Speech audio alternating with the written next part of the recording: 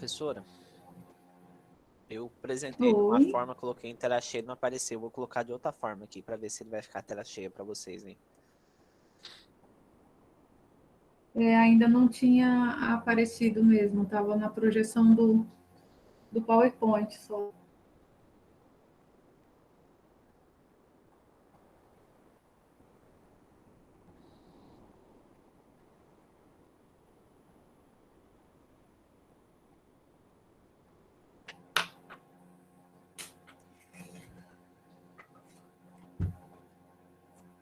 Então, vamos dar início aos trabalhos com o seminário sobre banco genético, com o Irandi e o Islene. Vocês já sabem a nossa metodologia, né? No mínimo 30 minutos, no mínimo 30 minutos, no máximo 60. Vocês fiquem à vontade, câmera aberta enquanto estiverem falando, tá? E boa sorte, bom trabalho a vocês. Podem começar se estiverem prontos, tá? Eu vou começar a cronometrar o tempo. Belezinha. Quando eu coloco tela cheia aqui, eu não consigo olhar. A minha câmera tá aberta, né? Tá sim, sua câmera está aberta. Então, nós vamos dar início agora. Já começou, professora? Pode? Sim, fique à vontade, pode começar, tá? Então tá. Boa noite a todos. Hoje quem vai estar apresentando sou eu, o Irandi, eu e Islene. E o nosso tema é banco genético. Então, quando a gente para pensar em banco genético, a gente tem que saber a definição desse termo, né?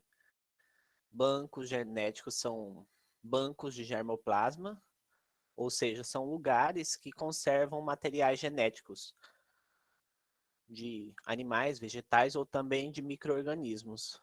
O nosso tema é voltado para vegetais, né? Mas geralmente esses locais armazenam também esses outros organismos. E esses recursos que são armazenados dentro desses bancos genéticos são considerados recursos genéticos. Pois nós vamos estar trabalhando mais à frente sobre o conceito. Então, por que a gente guarda esses recursos genéticos, né? E a definição é que a gente precisa evitar problemas como fome e pobreza. Mais para frente a gente vai ter exemplos. E a genética dessas plantas cultivadas é trazida traduzida em forma de vegetais, né? E aí a gente consegue desenvolver resultados que acabam voltando para a população, pois se a gente parar para analisar a alimentação do ser humano, ela é bem, não é tão variada, né? Se a gente parar para pensar o quanto de vegetal que a gente acaba se alimentando, não vai dar muitas espécies comparado às espécies que existem no mundo, né?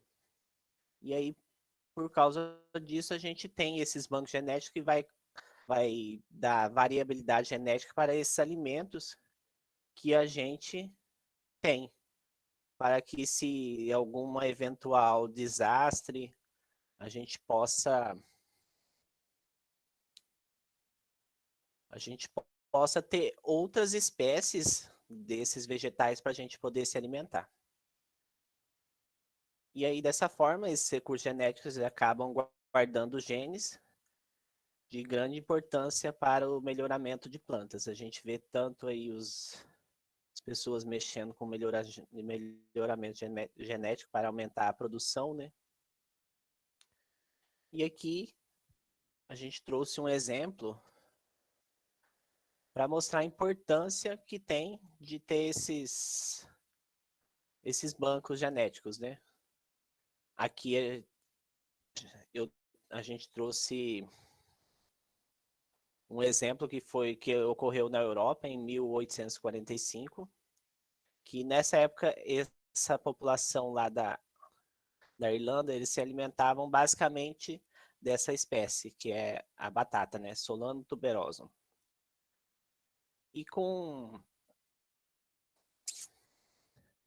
E acabou ocorrendo uma praga lá, que foi ocasionado pela requeima, pelo fungo Pitora infestans, e acabou com toda a produção de batatas que tinha na época, e isso gerou muita fome. Então, se a gente tem uma variabilidade genética, quando ocorre algum desastre, alguma praga, a gente consegue ter outras espécies que não vão estar suscetíveis a esses ataques, né? E aí a gente consegue se alimentar de maneira melhor. Aqui a gente trouxe, como exemplo, nós temos aqui no Brasil a Embrapa, né? Que são cursos genéticos e biotecnologia. E esse é o maior banco genético da América Latina. Ela conta com 47 pontos. E qual que é a missão da Embrapa?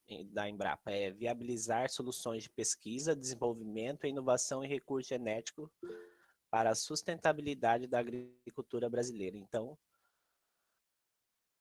quem é responsável por esses bancos, recursos genéticos aqui no Brasil é a Embrapa. E quais são as estratégias de ações? Conservar, enriquecer e estimular o uso de recursos genéticos, desvendar características e agregar valor aos recursos genéticos, desenvolver tecnologias com foco em recursos genéticos, promover o intercâmbio seguro de germoplasma e gerar tecnologias com foco em fitossanidade. Ou seja, a Embrapa ela está totalmente voltada para esses recursos genéticos. Para quê? Para que a agricultura não sofra, né? Nesse sentido de melhorar a produção, né? E quando hoje a Embrapa tem esse nome, mas ela foi criada em 1974 e o nome dela era Senargem, Centro Nacional de Pesquisa em Recursos Genéticos, que hoje é atualmente a Embrapa. E ela estabeleceu um programa de germoplasma para armazenamento das sementes, eu escrevi aqui errado, mas das sementes ortodoxas, com temperaturas e umidade relativa, ou seja, em 74 eles começaram a conservar sementes a médio e curto prazo de sementes ortodoxas. Sementes ortodoxas são sementes que não estão suscetíveis a dessecamento, a perda de água. Então, se as sementes elas forem armazenadas a 10 graus Celsius e a 15% de umidade, essa semente a gente consegue conservar elas com variabilidade, E aí, em 1981, que eles começaram a conservar sementes a longo prazo. Essa conservação de sementes a longo prazo só foi possível por causa da temperatura, e foi com experiências, né? Aí, quando a gente fala de armazenar a longo prazo, seria menos 20 graus Celsius para armazenamento. Esse aqui é o sistema de informações dos recursos genéticos da Embrapa, né? E aí ele contém passaporte, esse passaporte ele contém os dados de identificação do germoplasma, ou seja, de onde que veio esse indivíduo, né? E aí dentro dele também tem a observação, que contém os dados de ensaios no âmbito de caracterização e avaliação agronômica, ou seja, que vai ser identificado com todas as observações. E na conservação, aqui contém um resumo da capacidade de armazenamento e também do uso da estrutura de conservação, que são vários. Mais pra frente a gente vai estar falando sobre isso. E também sobre a movimentação. Porque, às vezes, algumas amostras delas acabam indo de um local para o outro, né? E aí tem que ter esses dados para controle interno, né? E dentro lá da Embrapa, ela conserva a longo prazo uma coleção de bases de semente com 113.246 acessos. Quando a gente fala em acessos, quer dizer, a gente quer falar sobre a quantidade de... Só um pouquinho que eu perdi o termo aqui. É a quantidade de amostras, né, que seriam esses 113.246 acessos. E aí, dentro desses acessos, é composta por 241 gêneros, com 831 espécies. Como a gente pode estar vendo, é uma grande quantidade de espécies que eles trabalham, né? E aí, além desses, eles também têm uma coleção vegetal in vitro, que é armazenado lá dentro. E aí também tem uma outra estrutura de conservação, que é a criopreservação vegetal. Ou seja, aqui eles armazenam tecidos vegetais. Eles, para chegar nessa temperatura de armazenamento, eles têm esses recipientes que contêm nitrogênio líquido que fica a menos 196 graus Celsius. É uma temperatura bem baixa para poder armazenar e conservar. E aí tem os bancos de DNA vegetal e animal, porque lá não é só vegetal. E também tem coleções de germoplasma animal, que contém sêmen e embriões. E essas estruturas são para conservação de germoplasma microbiano liofilizado e criopreservado. Aqui a gente trouxe alguns exemplos, né? Como eu estava falando, algumas sementes ortodoxas.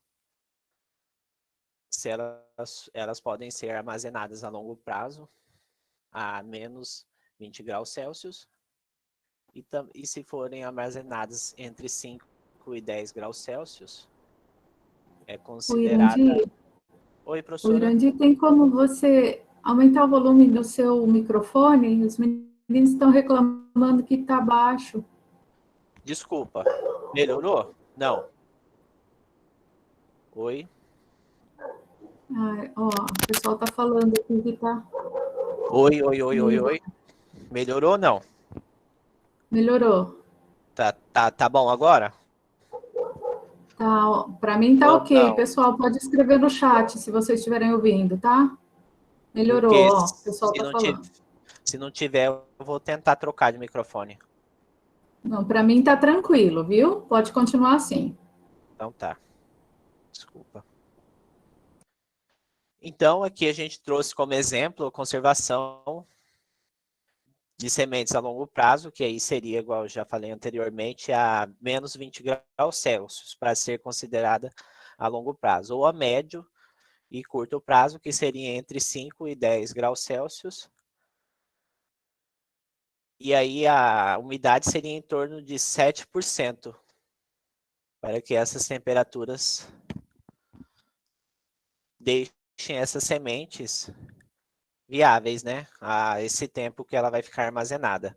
Aqui a gente trouxe como exemplo o arroz, que é a base da alimentação brasileira. E aqui a gente trouxe variedades de feijões no canto direito aqui, para a gente poder estar vendo a importância desse armazenamento desses recursos genéticos. E aí a gente tem um problema também, as sementes recalcitrantes, que são sensíveis à dessecação, ou seja, sementes que vão perdendo água com o tempo. Por isso que é tão importante o estudo. Para essas espécies recalcitrantes, ou intermediárias, a criopreservação, elas são conservadas naquele exemplo que eu falei atrás, a nitrogênio líquido a menos 196 graus. Só com essa alternativa que a gente consegue armazenar essa semente a longo prazo e depois usar essa semente e ela ainda ter viabilidade, né? Porque senão a gente acaba perdendo ela. Aqui embaixo a gente trouxe o exemplo do café, mas tem muitas sementes que são recalcitrantes. Tem a laranjinha de pacu, ela é recalcitrante, com o tempo ela vai perdendo, logo ela perde a viabilidade. E aí outra alternativa que eles possuem também, que é a médio prazo, é a conservação in vitro. Aqui são espécies clonais que não podem ser conservadas na forma de sementes. E aí eles vão armazenando dessa forma e aqui eles conseguem ficar por um tempo com essas amostras. A gente tem os bancos ativos de germoplasma vegetal, que a gente chama elas de bags. Elas são mantidas em diferentes unidades descentralizadas, de acordo com os centros de produções ou ecorregiões. Porque elas têm que estar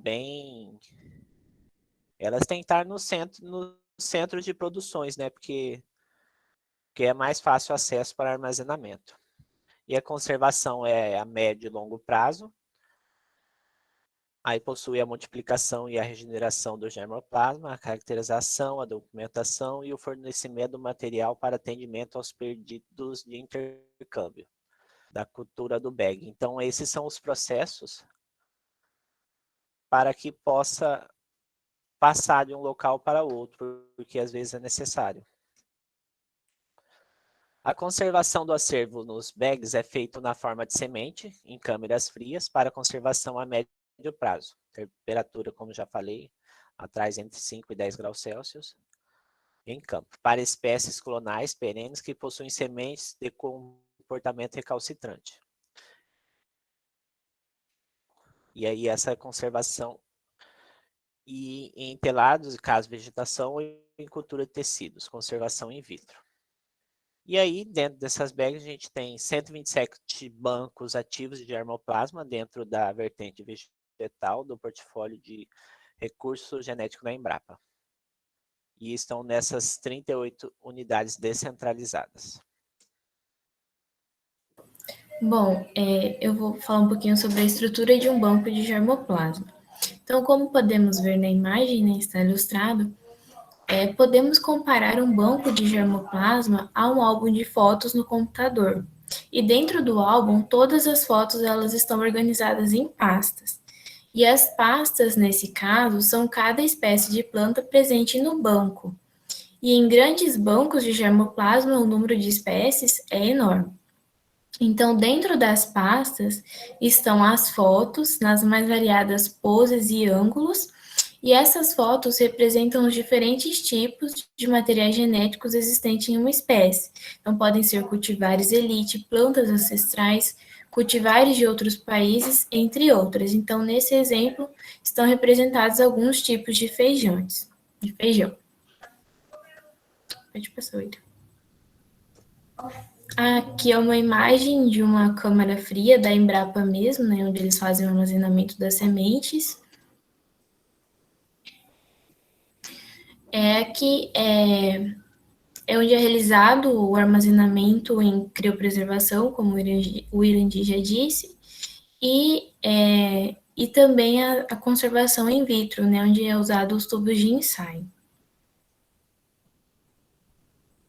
Então, a Embrapa ela conserva de forma ex situ e de forma ativa uma grande diversidade de cultivos, desde cereais, leguminosas e oleaginosas, fruteiras, forrageiras, espécies florestais, medicinais e industriais, abarcando não apenas culturas ou espécies exóticas, mas também as culturas e as espécies nativas do Brasil. Então, existem as 3 formas de conservação: ex situ, fora do seu habitat em câmaras de conservação, a in situ, no local de origem das espécies, e on-farm, onde a conservação de plantas onde a conservação de plantas é sob cultivo direto. Então, temos os pontos positivos da conservação ex situ, então elas não sofrem pressão de seleção natural e nem artificial, considerando destruição e fragmentação de ambientes, não sofrem impactos de mudanças climáticas sobre o recurso genético e pode promover ações de recuperação de hábitats e reintrodução de espécies. Então, os pontos positivos da in situ é a conservação de espécies de grande porte sem limite de espaço, pois elas já estão no seu espaço natural. Então, não teriam problemas com sementes recalcitrantes, como o Irandi disse, são as sementes que perdem água, que são ressecadas e não são armazenadas por muito tempo. E a conservação em larga escala de grande número de espécies. E a proteção de um ecossistema como um todo. Mas existem também alguns pontos negativos da conservação in situ, é que essa conservação ela limita as reservas genéticas em condições naturais e, portanto, vai consistir apenas espécies naturais do local. Da ex situ, em regiões onde a riqueza de espécies é muito grande e pouco conhecida, estratégias ex situ seriam pouco viáveis e on-farm não tem um controle externo e, dessa forma, pode acabar multiplicando alguns que não é desejável no momento. Quando eles falam que essa estratégia ex situ ela não é tão viável, é porque teria que ter muito conhecimento para poder fazer esse armazenamento, né? E aí já dentro da in situ, se não tiver o conhecimento, na teoria vai ficar tudo lá, né? Dentro do ambiente, do ecossistema. Mas como a gente pode ver, uma vai complementando a outra, ou então o ponto negativo de uma, às vezes é o positivo da outra. E aí temos o Banco Mundial de Sementes de Svalbard, que fica na Noruega. Então, ele é o maior banco de sementes. E ele foi fundado em 2008 e ele funciona como uma cópia de segurança para conservação a longo prazo das sementes de bancos de germoplasma de todo o planeta. Então, ele foi planejado para resistir a catástrofes climáticas e até explosões nucleares. Então, atualmente, ele conserva mais de 1 milhão de amostras de sementes.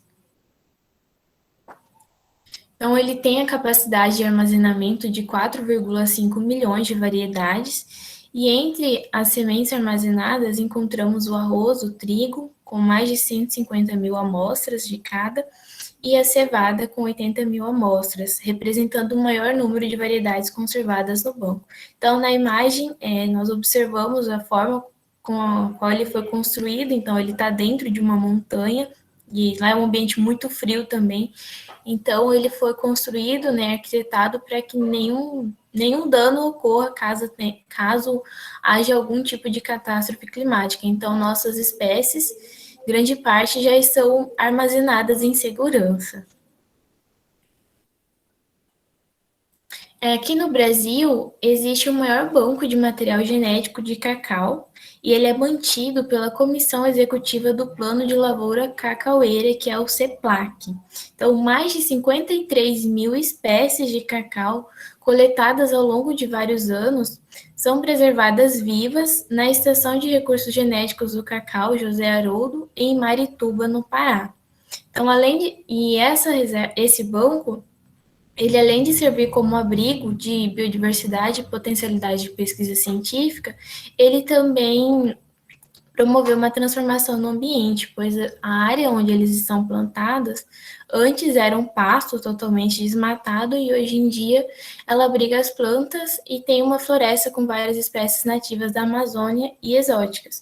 Quando fala que foram coletadas ao longo de vários anos, é porque isso vem ocorrendo desde a década de 70, de quando o cacau ele era muito, muito valioso aqui. Então, atualmente, esse é o maior banco de germoplasma que tem a maior diversidade do mundo.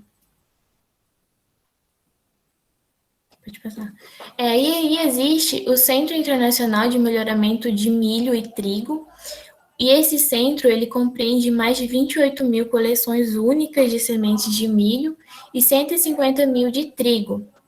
Então, a partir do seu programa de melhoramento, o CIMIT, ele envia 500 mil de pacotes de sementes para 800 parceiros em 100 países a cada ano. E com pesquisadores e agricultores, o centro ele também desenvolve e promove métodos e ferramentas de cultivo de milho e trigo mais produtivos e precisos que economizam dinheiro e recursos como solo, água e fertilizantes. Então, nesse melhoramento, eles têm toda uma preocupação, né? Pode passar.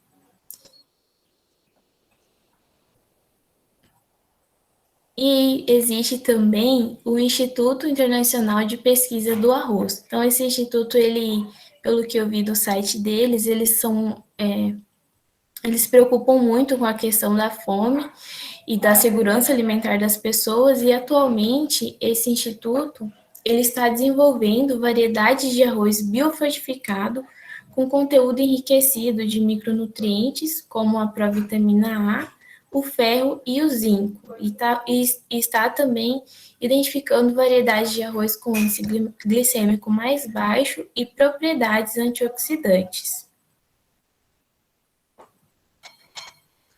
Aqui, eu até nem acabamos nem colocando no slide, porque quando a gente faz a pesquisa do método de armazenamento on-farm, vários pesquisadores colocam como se não fosse viável, como se não tivesse como fazer um controle, como se não tivesse viabilidade. Eu trouxe essas imagens aqui justamente por causa do contrário, porque quando a gente fala do armazenamento on-farm, a gente tem pequenos agricultores, a gente tem as comunidades tradicionais, comunidades quilombolas e comunidades indígenas, que possuem sementes crioulas, sementes que não têm nenhum grau de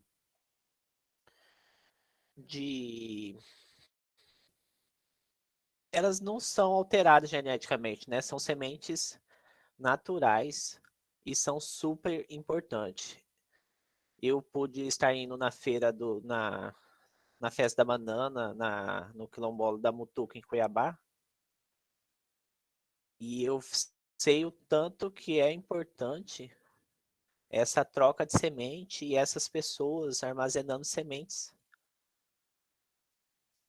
Então eu discordo, e quando a gente para pensar, às vezes a gente pensa que eles não têm tecnologia para estar sabendo e nem nada, mas é totalmente diferente. Quando eu pude estar lá em Cuiabá, lá lá no Quilombo, eles têm um equipamento para ver se essas sementes são realmente crioulas, porque para fazer a troca dessas sementes lá dentro, precisam ser 100% crioulos. Então eles têm até o método e tem o equipamento, acho que na época eles até explicaram que custou mais de 20 mil reais, então eles conseguem até analisar isso aí. Então eu acho de suma importância esse banco genético que as comunidades possuem.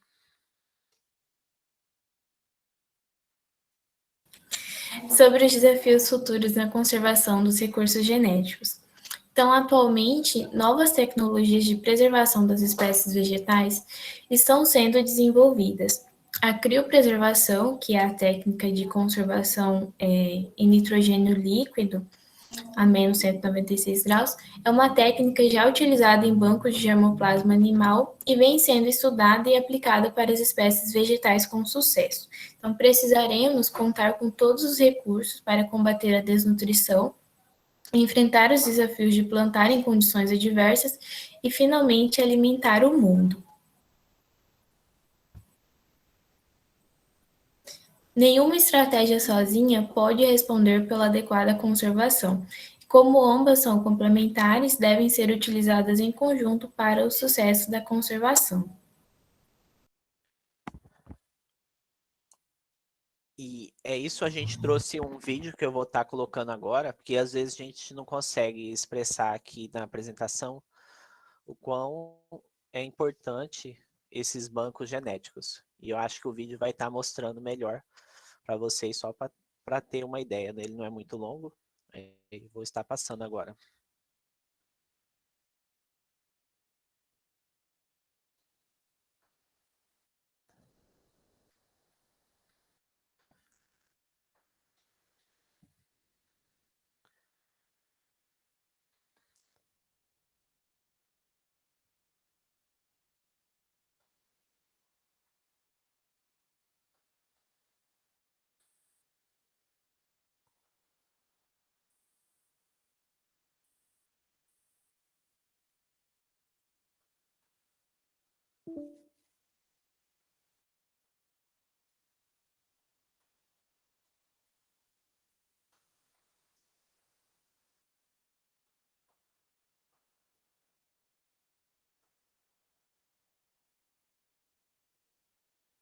Ocorreu um erro aqui, eu vou compartilhar de novo. Só um minuto.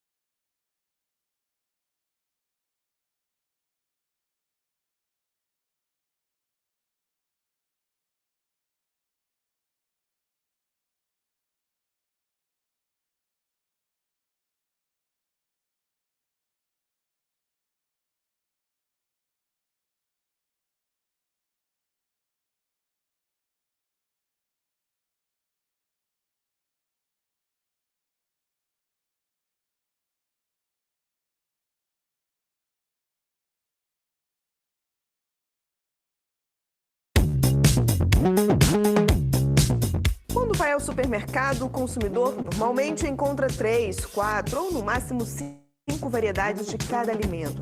É o que acontece no caso do feijão, por exemplo. O que praticamente ninguém sabe é que o Brasil tem capacidade para produzir 12 mil variedades do grão. Isso só é possível porque há 40 anos o Brasil começou a entender a importância de ter um banco de sementes, ou na linguagem dos cientistas, de germoplasma. A iniciativa foi da Embrapa, uma empresa pública que até hoje recebe exemplares do mundo todo. Já são 125 mil amostras guardadas, um tesouro essencial para garantir a segurança alimentar do planeta.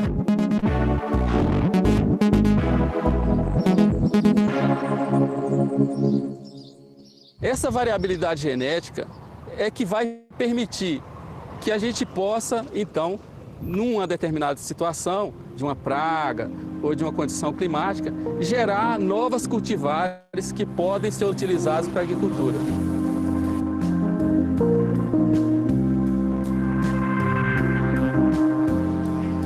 Assim que chegam a esse prédio da Embrapa em Brasília, as sementes são documentadas, contadas e desidratadas.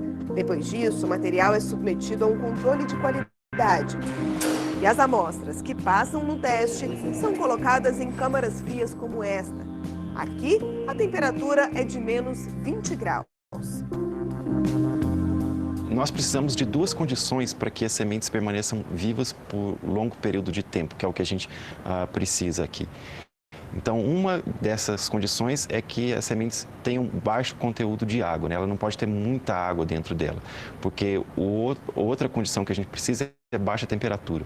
Como as sementes são submetidas a uma temperatura de menos 20 graus, se a gente deixar muita água dentro dessa semente, há uma formação de gelo no interior dela e que acaba rompendo todas as células e levando à morte dessas sementes. Mas algumas variedades precisam ser guardadas em condições diferentes para não perderem a capacidade de germinação. Uma alternativa é a conservação in vitro. Essa tecnologia permite que a gente mantenha as plântulas, né, que são as plantas em estágio bem inicial, em meio de cultura dentro de frascos, como tubos de ensaio, por exemplo.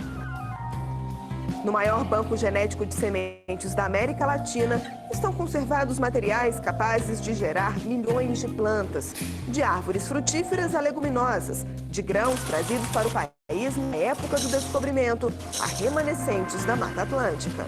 Principalmente as sementes que a gente chama de sementes crioulas, né? Que vieram com o descobrimento do país e aqui se adaptaram.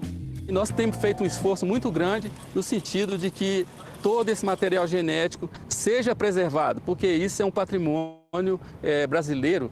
E boa parte desse patrimônio está disponível à população e pode ser acessada a qualquer momento. Mas o maior desafio dos pesquisadores é usar o material do banco para fazer o chamado melhoramento genético. Esse processo pode durar até 15 anos, mas é essencial para garantir a produção de novas sementes que sejam resistentes a pragas, por exemplo. Mas aí você me pergunta, né? Será que a gente tem que esperar para que haja uma praga, por exemplo, a ferrugem da soja, né, que aqui chegou e que destruiu a plantação de soja e aí que a gente foi buscar uma alternativa? Não, nem sempre é assim. A gente pode trabalhar no que a gente chama de melhoramento preventivo. E atualmente a gente tem programas de melhoramento preventivo com arroz, né? Existem pragas de arroz que não estão aqui no Brasil, mas a gente já está trabalhando para que tenha variedade de arroz resistente a essa praga. E a expectativa é que nos próximos anos o trabalho desses pesquisadores seja ampliado. É que a Embrapa construiu uma nova estrutura. A capacidade é 4 vezes maior que a do antigo prédio. Ao todo foram gastos 13 milhões de reais. Com o investimento, além de receber mais amostras de vegetais, o banco vai armazenar sêmens e embriões de animais ameaçados de extinção. Estou falando em animais de fazenda, animais de produção. Então nós conservamos bovinos, bubalinos, equinos, asininos, caprinos, ovinos e suínos. São as 7 espécies que estão armazenadas no banco genético. São raças que se originaram de animais trazidos pelos colonizadores portugueses e espanhóis desde o início do descobrimento do Brasil. Então essas raças se adaptaram a determinados nichos ecológicos, como no Pantanal, que nós temos uma raça de bovinos e uma raça de equinos, que se adaptaram nos últimos 200 anos. E tem características únicas, que são fundamentais para os nossos sistemas de produção. O material genético é conservado em nitrogênio líquido a 196 graus negativos. Estamos falando da técnica chamada de criopreservação, que também vai ser impulsionada no novo espaço. O grande diferencial é que nós teremos agora, a Embrapa adquiriu, uma planta de extração de nitrogênio líquido do ar. Ou seja, nós não vamos depender de comerciantes que venham aqui nos trazer nitrogênio líquido, o que às vezes pode atrasar. Então nós temos um equipamento que vai diariamente estar extraindo nitrogênio líquido do ar e automaticamente alimentando os botijões. Nós temos certeza que a nossa capacidade de armazenamento vai aumentar muito. E a expectativa é mesmo ousada. Quando todo o complexo estiver funcionando, em vez do 7º, o Brasil terá o 3º maior banco genético do mundo. A gente está trabalhando com as perspectivas de futuro de 50, de 100 anos.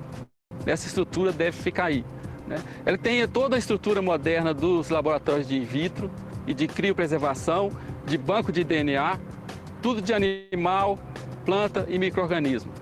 Então é uma estrutura bastante moderna, digamos, com o que existe hoje no mundo, né? E preparada para aguentar aí os desafios que a gente tem da conservação.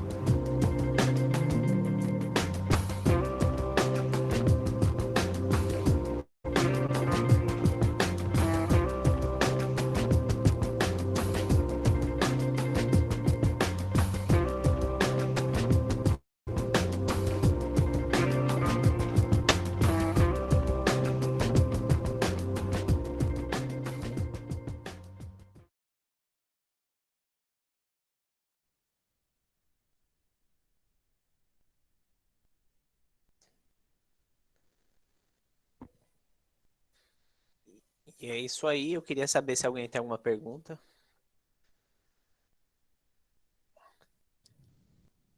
Parabéns ao grupo. Muito bom. E aí, Manuel? Valeu. Parabéns à dupla. Esse tema é um tema muito interessante, né? Acho que vocês devem se lembrar na prova que eu pergunto para vocês lá sobre os tipos de conservação, né? In situ, ex situ e on-farm, para que vocês definam o que é esse tipo de conservação. E quando a gente fala da conservação on-farm, vocês também devem ter percebido que eu corrigi quais são os atores que fazem parte desse tipo de conservação, né? Então, a gente, para fazer a conservação on-farm, a gente precisa estar diretamente ligado às comunidades tradicionais, né? Aos povos que vivem da terra e que eles detêm esse conhecimento também. Então, não é simplesmente eu conservar no fundo do meu quintal, não é isso. É exatamente o exemplo que o Irandi trouxe dessa comunidade quilombola com as sementes crioulas. Eles têm uma expertise muito grande nesse tipo de conservação, que são sementes que não sofreram nenhum tipo de melhoramento genético ou nenhum tipo de interferência genética ainda, como se elas fossem sementes brutas, né?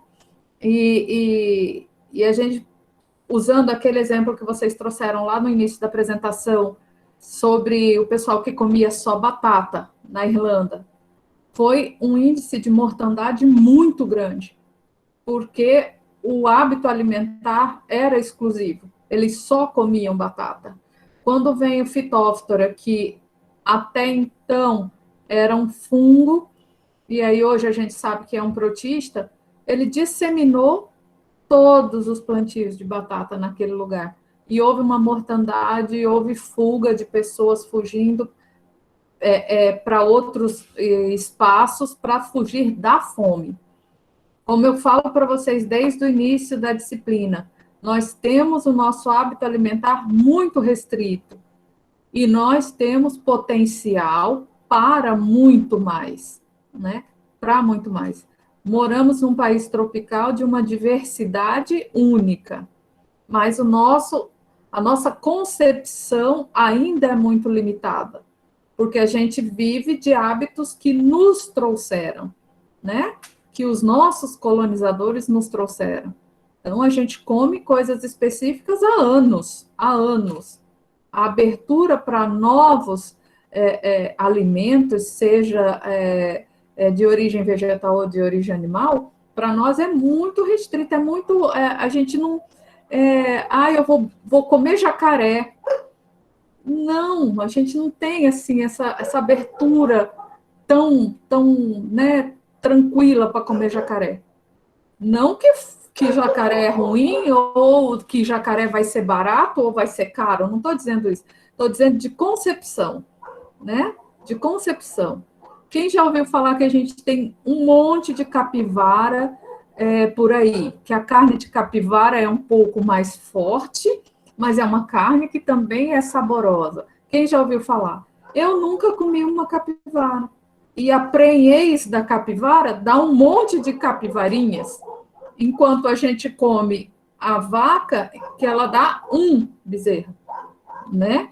Então, são questões culturais que nós temos impregnado em nós. Impregnado. E isso são concepções que somente o tempo e o estudo e a valorização do conhecimento tradicional pode mudar, não é? Dúvidas da classe? Alguém quer fazer algum questionamento ou quer trazer alguma experiência sobre isso?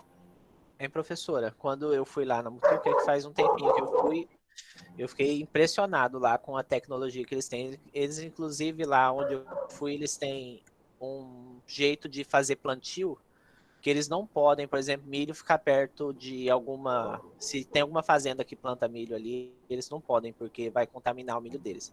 Então, até essas regras, para quem está lá trocando semente com eles, tem que ser seguidas. Se chega lá e eles já veem que esse milho está ruim, já está fora, e eles trocam semente para essa pessoa poder ter de novo uma semente crioula.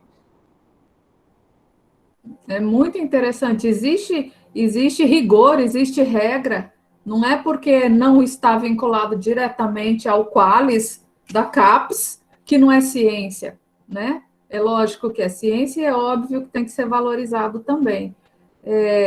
Eu gosto muito de provocar em vocês essas discussões, de nós sabermos que nós temos hábitos muito restritos e nós estamos em um país muito diverso. E nós podemos enfrentar crises mais para frente, que eu acho que não vai demorar, de abastecimento alimentar. Porque se vocês foram no mercado, se vocês vão ao mercado, vocês perceberam o preço que está o arroz, o preço que está o óleo. Gente, o óleo de soja a gente comprava a R$2, hoje é R$9 um litro de óleo de soja. Quem usa o óleo do girassol, o óleo do milho, está 16, está 17. Né? Isso é um absurdo. Por que é um absurdo, professora? Porque nós produzimos toda essa soja. Nós produzimos o milho, nós produzimos o girassol. Por que a gente tem que pagar tão caro no produto que foi oriundo do nosso plantio? Porque o valor é vinculado ao dólar, que é para exportação, né? Então, daqui a pouco, a carne, o preço da carne, gente. Fui comprar ontem 2 quilos de carne, foi R$100, 2 quilos de carne. Então, a gente está passando por um período muito complicado e que nós talvez tenhamos problemas de abastecimento alimentar. E isso porque nós somos efetivamente muito dependentes de alguns produtos, né? É o arroz, é o feijão, que é o nosso carro-chefe. O brasileiro não come sem arroz e feijão, praticamente, né? Uma carne, uma salada e pronto. É o que a gente se alimenta. Mas vamos tentar experimentar novas coisas, né? Provar novos sabores. Quem sabe a gente acaba inserindo outras espécies no nosso dia a dia, no nosso hábito alimentar, seja animal, seja vegetal. Tá? Parabéns ao grupo, parabéns a vocês pela apresentação, eu gostei muito. Mais algum questionamento? O grupo quer falar mais alguma coisa? A dupla? A turma? Eu tenho, professora. Só para uma perguntinha mesmo. Pode fazer, Geisiele. Você falou daquele banco acho que de gêmeos que estava na Noruega. Se acaso, como é que ele vai ser ativado, ele vai ser aberto se acaso acontecer alguma catástrofe? Como é que ele é liberado para ter acesso a essas sementes, essas coisas? Tem pessoas que trabalham lá dentro, né? Se houver a catástrofe, esse povo que está lá dentro vai ter que abrir as portas e disseminar isso aí. Tem pessoas que trabalham lá, tem pessoas que vivem dentro desse espaço, que também é conhecido vulgarmente como Arca de Noé, né? Onde detém esse grande poder genético. E tem exemplares do Brasil lá, a Embrapa manda para lá também, para armazenar. Mas podem responder, turma, o Islene e o Irandi. Gise, na verdade eu não vi essa parte, mas provavelmente eles pensaram nisso, né, quando fez toda a estrutura. Mas agora eu não sei te responder como seria, como vai ser se acontecer uma catástrofe mesmo. Mas com certeza eles devem ter um plano de... Deve ter alguma cápsula de disparo. Sim. Ou eles adoram usar dispositivos, tipo, secreto, algumas coisas bem bizarras. Assim. Mas é bem bacana. É interessante, né? Lembra os filmes americanos, assim, que toda a superfície é destruída, tal, e aí vem aqueles que se salvam lá das profundezas e repovoam o mundo. Parece esse filme. Não é de filme, é só a bandeira dos Estados Unidos, eles salvando o mundo. Tudo começa nos Estados Unidos. Mais algum questionamento? Vai lá nos Estados Unidos. Não, tá de boa. Parabéns ao grupo. Parabéns, pessoal, muito bem. Estamos quase terminando nossas atividades e eu estou muito feliz com as pesquisas de vocês, porque cada dupla que vem apresentar manifesta um carinho especial pelo seu tema, e eu acho isso, para mim, é muito relevante. O pessoal que falou de arborização, eu não sabia que era assim, eu gostei. O pessoal que falou de gomas, de resinas, de carboidratos e tal. E isso é muito relevante, porque vocês vão trabalhar a pesquisa de vocês, vocês acabam descobrindo horizontes que no dia a dia da gente, a gente não atenta para isso, né? Não é que não sabe, apenas não atenta para isso. Quem de vocês sabia desse banco genético lá no meio das pedras na Noruega, né? Então, a gente agregar um conhecimento que muitas vezes a gente não atentou para isso, mas nós temos recursos genéticos para repovoar a Terra em caso de catástrofe. Olha só que legal. Então, amores, a gente vai... parabéns para o grupo, inclusive, usaram bem o tempo de vocês, tá? Vou parar aqui o cronômetro. A gente vai parar por uns 15 minutos. Vou interromper essa gravação e nós voltamos, então, daqui 15 minutos com outro seminário que é da Stephanie. Tá ok? A sala vai ficar aberta, vocês podem apenas sair e voltar novamente. Ou somente desligar a câmera e microfone. Tá? Até daqui a pouco. Um beijo a todos. Obrigado.